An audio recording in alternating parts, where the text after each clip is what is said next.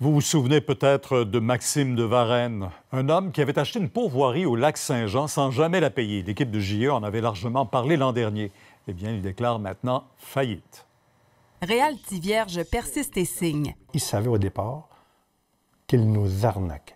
Le Félestinois qui a vendu la pourvoirie à Maxime de Varennes n'a toujours pas vu la couleur de son argent depuis la transaction qui remonte à avril 2015. Ça fait plus que mal au cœur.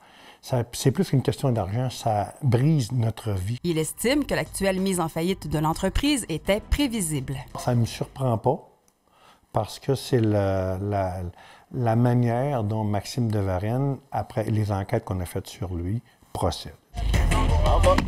Je suis exténué là-dessus. Je ne suis pas une personne comme ça. Le jugement de faillite rendu le 15 septembre fait en sorte que toutes les procédures pendantes de la pourvoirie ne peuvent être exécutées. On est en stand-by pour ce qui va se passer.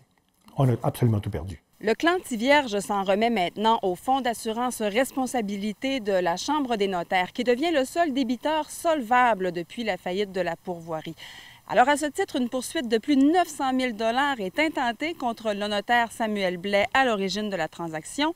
Un long procès est à prévoir. Si j'avais le moindre doute, non pas de perdre, mais de me fourvoyer, jamais je ferais ça. D'ici le 20 octobre, le plaignant devrait recevoir les éléments de défense de la part du notaire Blais. Avec les arguments et les papiers et les preuves qu'on a apportés, ce serait absolument, je voudrais dire, blindé. Le syndic de faillite chargé de l'affaire tiendra l'Assemblée des créanciers de la pourvoirie le 24 octobre au palais de justice de Roberval.